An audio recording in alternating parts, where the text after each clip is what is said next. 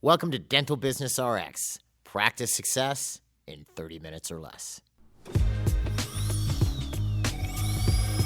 Thank you for calling ABC Dental. We've talked about profit or the profit formula a couple times in past episodes. And obviously, it's pretty simple without getting into big accounting definitions of it. What is it? It's revenue minus costs equals profit. Of course, there's taxes on that or whatever, but that's the general idea. So if I were looking to make more profit, I could A, increase revenue without an equal increase in costs, B, reduce costs without lowering revenue, or C, a combo of both. All right, so if I'm a dentist owner, a practice owner, what might this look like? Well, to increase revenue, I could do, amongst other things, improve case acceptance. Instead of that patient accepting the 2 crowns out of the 6 that they need, they accept all 6. 2, I could increase volume. I could get more patients, assuming I can handle said patients without, getting overloaded. 3, I could add new types of procedures that I'm currently referring out. Let's say maybe now I place implants. Or 4, I could increase my fees. To reduce costs, a couple things I could do. I could just attack basic costs on my P&L. I could maybe join a group purchasing organization to get a better deal on supplies or labs, maybe cut a deal with my lab if my volume's pretty good, assuming I'm still getting the same stuff, right? I could also eliminate waste. I could, might have a non-productive marketing campaign or team member or something like this, and I replace them with somebody who's productive. The key in cutting costs is I don't want to cut something that's actively contributing to my productivity. If I have a marketing campaign that's costing me $5,000 and I'm making $5,000, well, I could lose that without thinking about it because I'm not seeing anything from it. Whereas if I have a marketing campaign that I'm spending $5,000 on and it's making me $25,000, well, that would hurt if I were to get rid of that. Yeah, I'd cut my costs, but I'd also cut my income. In dentistry, and really healthcare in general, we have a specialized problem with this profit formula, specifically when it comes to increasing revenue, and that is insurance companies, PPOs, fixed discounted fee plans, etc.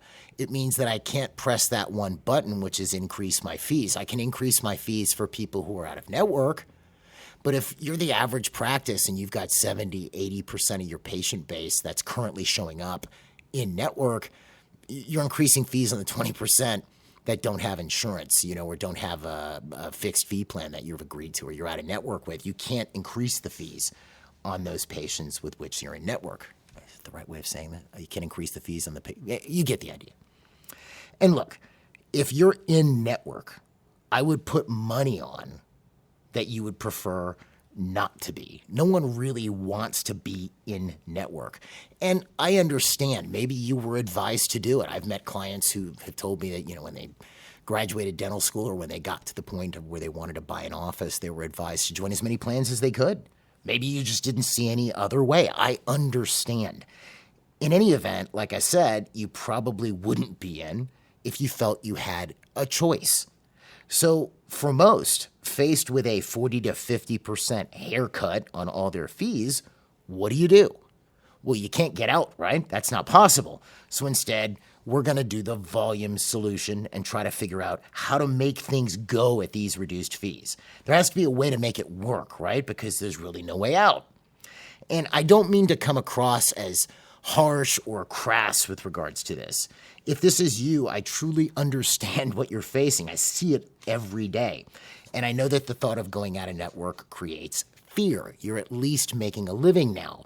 What happens if you lose a ton of patients? This is your livelihood. I get it. So it's not a surprise when we meet a new client who, up until meeting us, decided to go this volume route. How many patients can they see? Pump that schedule full. I mean, after all, it's basic math, right? Well, the problem with this volume approach, you can make a living while doing it, is that it leads to stress. And the stress actually increases as you scale. There's a number of problems with it, but that's one of the big issues we see. The stress and the burnout increases as you scale, and so do your expenses. And for many, it's not what they got into dentistry for. This wasn't what they envisioned. And if you're not feeling this, right, let's say you're not in this boat, your colleagues are. If you don't believe me, talk to a few or go to some of the unfiltered online forums where your colleagues post and you'll see it. The stress, the burnout, the disillusionment, etc. So why doesn't this volume approach really work in the long term? And are there any better approaches to reach your goals? Well, that's what I want to talk about in this week's episode. My name is Jeff Blumberg, and I'm your host. And I want to start off by dispelling a big myth or fear with regards to PPOs or plans, right? And I'm not talking about HMOs here. HMOs are a total different beast, okay? I'm talking about PPOs, where you're, in network and accepting a reduced fee. And this may or may not make you feel better. It may not motivate you to action, but here's the myth. Let's say you've got one plan that has 1,000 patients in it, all right, and you decide to go out of network. How many of these patients, if I take the average practice, how many of these patients are you going to lose out of the 1,000? I'll ask people this and they'll think everybody's going to leave, or 50%. No, the average is 30%. 30%, so you'll lose 300 of the 1,000 patients. Now, I'll get into this math here. I'm going to be doing some math in this episode, but I'll get into this math here. But if you do the math on this and you take a look, if you keep 70% of the patients and they're paying not the reduced fee anymore, you'll see the math actually works out. But beside that, with this idea in mind, let's put the math to the test, and then let's drill down on costs. Like I said, there will be some math, but it won't be too bad, and how this volume approach hurts you in the long run. So let's say we have patients A, B, and C. Patient A, patient B, patient C. Each of them need a crown. And your crown fee, out of network, your private fee, is $1,300. Your in-network fee for these patients is $880.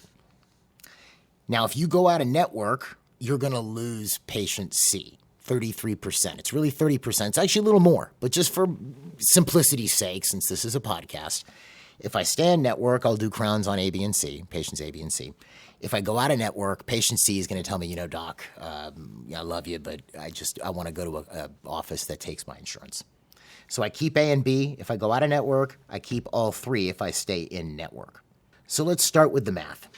If I see A and B, I'm charging them $1,300 for a crown. Insurance is paying whatever they're paying, the out-of-network compensation or the out-of-network fee, or whatever the max allowable UCR is. And the patient's paying the balance.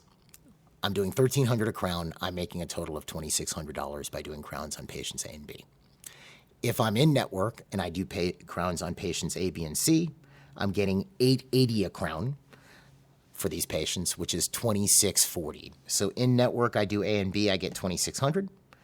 Out of network, I do A, B, and C, I get $2,640. These scenarios on our day sheet so far don't look all that different. It's $2,600 versus $2,640. But beyond this is where the problems begin.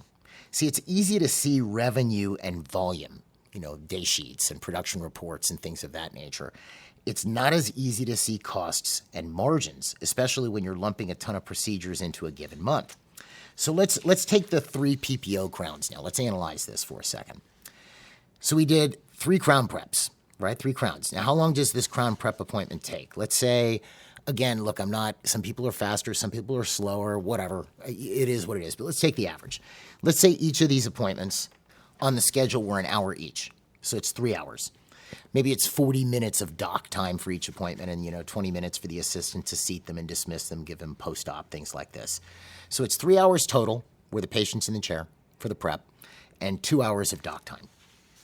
Now let's take delivery. Let's say delivery for each of these individual crowns is going to be a 40-minute appointment. So times 3, that's 120 minutes or 2 hours. And let's say it took the doc 20 minutes. I mean, it all depends on where you practice and what your assistant does. But let's say each procedure, each delivery took the doctor 20 minutes to do. So it's an hour of doc time and 2 hours of schedule time. That's for the 3 PPO crowns. Now for the 2 crowns, how does that break down? Because these are 2 fee-for-service crowns I'm doing. It's 2 hours for prep between the 2 appointments, or an hour and 20 minutes of doc time. Delivery is an hour and 20 minutes, or 40 minutes of doc time for both crowns. The revenue, again, was $2,640 for the PPO crowns and $2,600 for the fee-for-service crowns. Now let's look at costs. And again, I apologize. I'm doing a little bit of math here. I tried to keep the numbers as round as I could. Now, what are easily quantifiable costs with relation to these patients. We've looked at how much time it's taken us, and we've looked at what's appearing on our day sheet. What are the costs? So let's take the 3 PPO crowns for a second. So the total time for prep and delivery of these 3 patients who all needed a crown in our PPO, our 3 PPO patients, total time was 3 hours for the prep and 2 hours for the delivery. Okay, that because the DA has to be there the entire time. We're not talking doc time yet. And then let's say for these 3 patients to turn the room over before and after 3 times, takes 10 minutes each time. That might be slow for your office or, this average or fast, which is another hour. So to see these 3 patients, okay, to prep and deliver 3 crowns for these 3 patients, our dental assistant is spending 6 hours on these procedures at an average of, let's say, I looked in our area and Indeed as to how much an assistant charges, and the averages or costs averages $24 an hour. So for these 6 hours, including payroll tax, I'm paying this dental assistant for these 3 crowns that we're doing in the PPO $155. You tracking with this so far? So that's how much the assistant time cost me. For the 2 fee-for-service crowns, all right, the 2 fee-for-service crowns, the total chair time is 3 hours and 20 minutes for prep and delivery. And for room turnover before and after is another 40 minutes. Okay, so it's 4 hours that I'm having to pay this assistant for to do these 2 crowns that I did on these fee-for-service patients. At $24 an hour, including payroll tax, that comes to $103. So I spend $155 to do the 3 crowns on those PPO patients for the assistant, and I spent $103 for these 2 fee-for-service crowns for my assistant. Then we get into materials and lab. Now, you may do scans, you might, do PVS impression, whatever. I'm not going to get into those material costs. Let's just look at lab for a second. So I know lab costs are wildly variant, and it depends on what type of crown we're doing. Let's say we're paying $120 a unit. It's a fairly decent average. I've seen lower, I've seen higher, but let's say we're paying $120 a unit. So then those 3 PPO crowns cost us $360, 3 times 120. The 2 fee-for-service crowns cost us $240, or 120 times 2. So far, between assistant and lab, not counting, like I said, impression materials if we use those, or we're not doing, instead of a scan, we're at $343 for our 2 crown procedure, or procedures rather, and $515 for the 3. So now if I take those figures, $343 for the 2 crowns, $515 for the 3, and I compare them up against the revenue that I took in, which was $2,600 for the fee-for-service crowns and $2,640 for the 3 PPO crowns. So far, my cost between assistant and lab is 13% for the fee-for-service and almost 20% for the PPO. You see where this is going, right? My cost is far higher, but I'm not seeing this. On the day sheet, I saw $2,600 versus $2,640. That's all I saw, okay? Because, that's what's on the day sheet. Sort of like when you do clear aligners, right? I'm not anti-clear aligners. I think if patients need them, you should do them. And really, my opinion doesn't matter anyway because I'm not a doctor, but you get my point. But people get all pumped up about the revenue associated with clear aligners because they're not looking at the cost associated with clear aligners. Again, I think you should do them, but I think you get practices which get super weighted with them, doing tons and tons and tons, and they're skirting or not doing other types of procedures that they should be doing, implants, crowns, etc. And the cost associated with clear aligners is over 30%. If you're doing, say you're paying $1,800 a case and you're charging $5,500, that's 32%. If you're charging $5,000, it's even more. But on the day sheet, it looks good because it says $5,500. All right. So again, it's easy to track the revenue side, hard to track the cost side. Okay. But now, so far, we're at 13% for the fee-for-service patient in cost between assistant and lab, and we're at almost 20% for the PPO. So you roll this forward and you start to see how this develops. And keep in mind, these percentages do not include the time your scheduler or receptionist needed to schedule these 2 patients versus 3 patients, the general cost for running your practice, utilities, rent, debt service, subscriptions, software, insurances, etc. And what it also doesn't include is the acquisition cost that it took for you to actually get this patient. So what is the average acquisition cost? And this is why, usually I'm very adamant with clients, or very, what's the right word? Repetitive, forceful. I talk about it a lot. This is why I want to push referrals, because you can lower your acquisition cost. If I'm spending $300 to get a patient through Google pay-per-click or Facebook ads or postcards, let's say that's how much it costs me to get that patient in my office. If I have them refer a family member, I just cut the acquisition cost for both in half, right? If it was $300 and you became a patient and then you referred your spouse, now it's $150 each. Do you see? But let's say 300 is a pretty comfortable average. I've seen more and I've seen less between all of the different avenues you might be getting a patient. So this brings us to an interesting conversation regarding PPOs, because you might go, well, Jeff, the reason I'm in the PPO is so that I get patients from the PPO. And to a degree, you're right. That is how it used to work. It used to work, the person would get their book, or they would go to the website to look at the doctors in their area that accept their plan. That's how it used to work. That was the most common thing that would happen. So it was actually a patient acquisition tool. And you could think of it as a marketing cost. PPOs also used to pay a lot higher percentage of full fee, but that's also beside the point. So initially, maybe the model wasn't as bad as it is now, let's say. If I'm taking a 10 to 20% haircut and I'm getting patients because they found me in that PPO's book, that's a patient acquisition tool. That's pretty cool. Again, I don't love it, but it's a tool, okay? Now, how does it normally work? The patient is responding in a lot of cases off of some form of promotion that you paid to do, and they're calling your practice and saying, do you take XYZ plan? That's what's happening now. So what used to be a patient acquisition tool has now become a patient or marketing tool, rather, has now become an exclusion criteria. Do you take my plan? No? Okay, I'm going somewhere else. So you're still spending the money, is the point, to attract that person, even though you're going to be taking a haircut on the fee.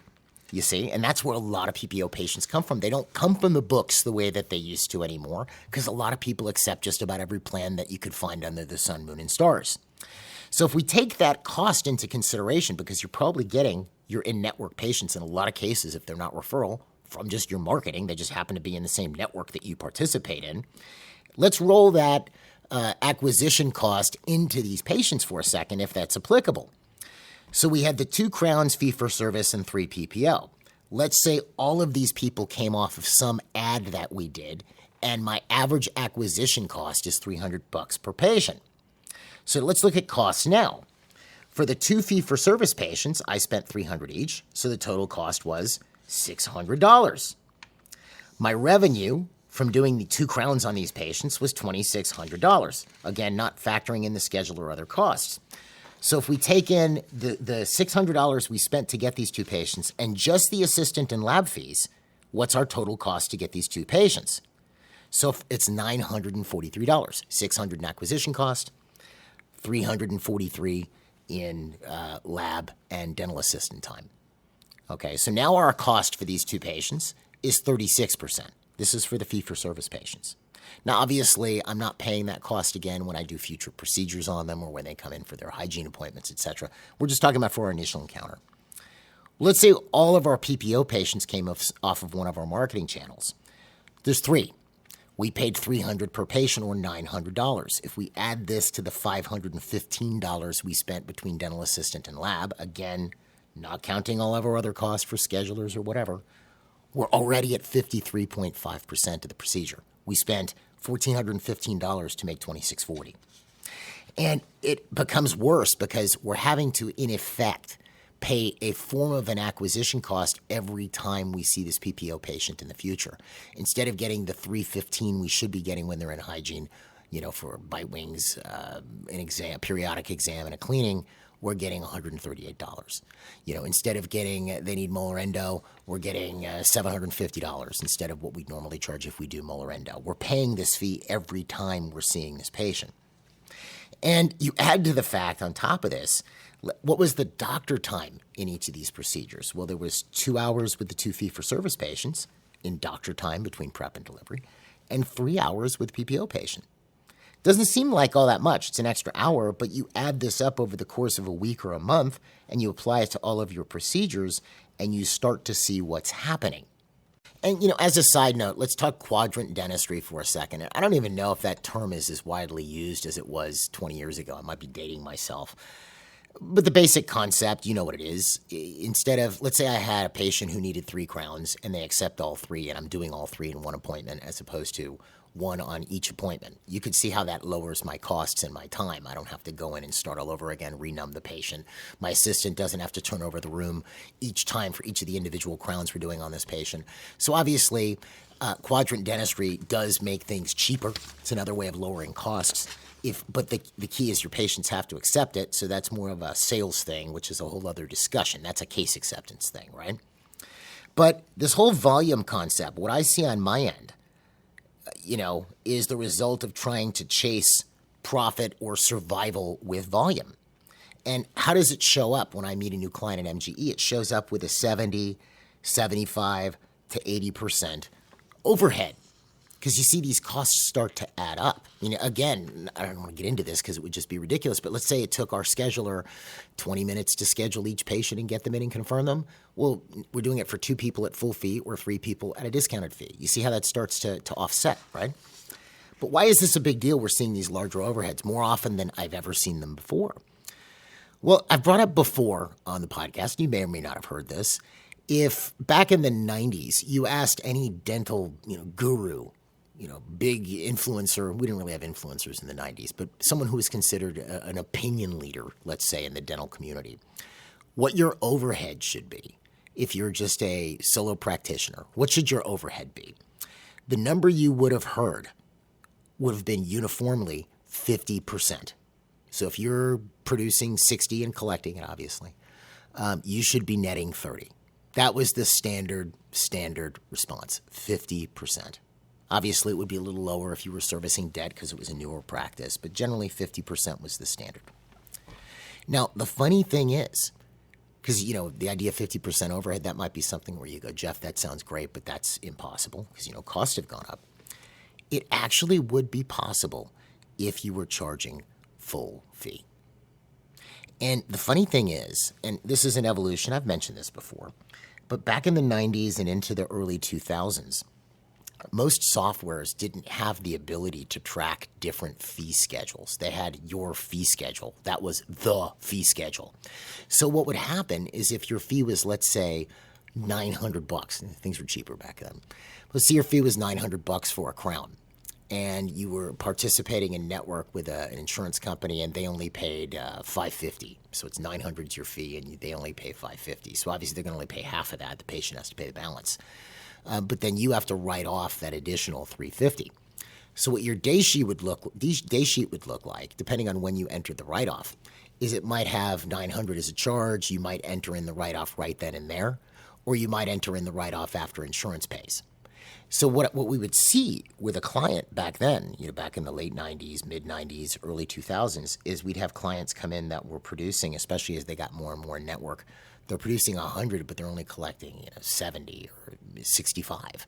And it did create a bit of a problem because then you'd have to investigate. Are they being embezzled from? Are they just really bad at collections? What's going on, right? But you would eventually, it wouldn't take long, you would see it was primarily write-offs. The plus also for a client is they could see, oh my gosh, I'm writing off $30,000 a month or $20,000 a month, etc. Well, now it doesn't work that way anymore. You enter the fee schedule for whatever plan you're participating in your software. And everybody has a different fee, which, if you really think about it for a second, is kind of ridiculous. I want you to think of any other business and I'm not talking about if I have a membership, I get a lower fee, or I have a coupon for this one encounter where I get a lower fee. But I want you to imagine any business, anything, a department store, gas station, I don't know, any kind of store you could think of, a restaurant. Again, I'm not trying to compare these to healthcare, but think of any other business for a minute. And imagine 100 people walk in and there's like 20 or 30 different fee schedules. Could you imagine another business dealing with this? I mean, the amount of time they'd have to spend tracking fee schedules would drive them insane. The admin makes it nuts in dentistry, which is why in a lot of cases you have to outsource it just to keep up. But guess what? That also costs money. And what I recommend for people if they really want to, because a lot of people are sitting on the fence on this. They want to make a change. They want to get out of network. They want to do this. They want to be able to control their fees. But it's one of these things where, and look, we all fall into this from time to time, where we get busy. I'll do that next month. I'll do that next year. And then another year goes by and you haven't done it. And oh my gosh, that's going to freak me out if I do this. But here's what I would ask you to do, because this is a no impact way for you to do this. I want you to confront what's actually going on in your business. Okay? So here's what you do. Take your production for last month, your last full month. Okay? I'm doing this podcast to air in February. Say you take your production in January of 2026. And, you can usually generate a report that's, what procedures you did last month. And I want you to take those procedures and I want you to multiply them by your normal fee schedule, like what your private fee is. Assuming your private fee schedule is decent, and maybe you haven't updated it for years, in which case that's a whole other conversation. But let's say it's a normal private fee schedule. I want you to take a look at what you would have produced in the month of January, and then thereby collected, if you were charging full fee. So let's say you do this and you come up with a number. So then I want you to compare it to two other numbers. What your actual production number was. So then you'll get an idea of what your actual write-offs are. And then I want you to compare it. You could probably get a copy of your January P&L, whether it's from your QuickBooks or from your accountant. I want you to compare it to what your expenses were last month. To take a look at what your overhead percentage actually should be. Again, I've done this math with a lot of people, and you'll see somebody who's producing 100 and collecting 75. So their overhead is 75%. But then when you extrapolate those numbers into full fee, they'd be producing closer to 150. And that would not increase their overhead by one dime, in which case their overhead would really be 50%. And the problem with this whole model, where I'm actually producing 150 at full fee, but I'm only producing a billable 100 because of all the reduced fees I have with the $75,000 overhead, is if I'm producing what would have been 150, I have to have the staff of a practice that does 150. I have the expenses of a practice that does 150. I have the workload of a practice and the hours of a practice that's doing 150, but I'm only collecting $100,000 because nobody else is giving me a break. I'm not getting a break from my lab, the supplier, from my staff. I wouldn't expect you to.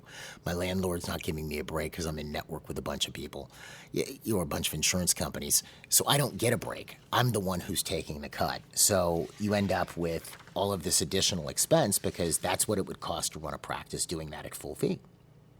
So you may be in a situation where you want to change this, but you're scared or you don't know how.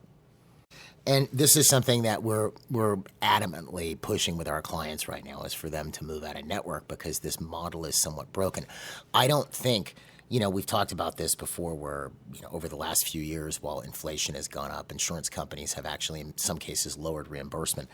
I don't see insurance companies turning over a whole new leaf and coming to their senses and realize how they've been starving the profession. I don't know, maybe you do. I don't, okay? And I just see it getting worse with these umbrella plans and things like this. So I don't think that this is really going to change. If you want to take a look at what would be involved in getting out, here's my first recommendation is you can do something called the fees and plans analysis. This is where one of our practice management specialists goes through some basic metrics with you and takes a look at what it would take to get you out of network. And it's free. I'll put a link to it on the episode webpage. I would definitely recommend you do this. Beyond this, let me give you a couple of ideas because there's a couple of things to know. If you're the average practice, you most likely, unless you're a newer office, have a ton of patients that you are not seeing. They're inactive. They're not being retained, right? And maybe you're already slammed. Let's say I'm slammed. I can't get a new patient in for the next 2 weeks, which that's a problem, by the way. Or, if a patient wants to get the 3 crowns done they need done, they're going to be seeing me 3 weeks from now. I'm slammed. I'm in tons of plans. I have tons of patients who are inactive. That's actually a beautiful time to start cutting back on network participation because I already have the traffic. The people are there. If I do a little bit of reactivation activity to get more people back, the worst case scenario is I'd be a little less busy and collecting probably the same with lower costs. Or I'd probably be just as busy because there's all these people coming in and collecting more. That might be what I would look at. It really depends on your level of busyness, right? But I've also seen it where, when we do some of these analysis with newer clients as to what would happen if they dropped X plan or Y plan or whatever, one of the metrics on there is how many new patients you would need. Because we estimate worst case scenario here. You're losing 30% of these people. How many new patients would you need at the new fees to replace the patients that you're losing. In many cases, because the fees are so bad, it's a negative number of new patients. Like if they just kept the 70% of the plan and charged them normal fees, they would make more than servicing 100% of the plan and charging them the PPO fee, right? It really depends on your situation. That's why I say do the fees and plans analysis. You really have nothing to lose. The worst that'll happen is you have a nice conversation with one of our team. That's about as bad as it's going to get. And the best, the better outcome would be that you actually have a map to get out of network. Again, depends on your situation. That's why I think you need individualized help. Or you could do nothing and just keep going. People do make money doing this, but you do have to work your guts out, to do it. And it becomes more stressful as you scale. I mean, wouldn't it be better to work and get paid for what you do and not have an insurance company intruding in the relationship between you and your patient? And the truth is this is your life. This is your career, and ultimately this is your decision to decide what you want to do, what your practice is going to look like over the next 5 or 10 years. And maybe I'm too early to the bell here when I say this, but this is something that you should really consider doing. I mean, what is the worst that's going to happen? You could always go back and network if it's as bad as it turns out as you think it's going to be. But I'll guarantee I've yet to see a client decide that was the way back, okay? Usually they're happy they got out. I guess my point is there is a way out. It may not be as hard or as easy as you think, but it does exist. And wouldn't it be nice to have a fee-for-service, patient-focused practice where you don't have to be on roller skates just to make a living, right? I see this with our clients all the time, where they create the type of practice they want, and I can confidently tell you just from talking to them that it's well worth it. Anyway, there you go. Don't solve the problem with volume. Solve the problem by doing what's best for you and your patients and your practice. I do hope this helps. I've got that link for the fees and plans analysis on the episode webpage. Don't forget to click that if you want to get serious about this and do this. If you want to find out more about MGE, you can find us online at mgeonline.com or call us at 800-640-1140. Folks, have a great week, and we'll see you the next episode.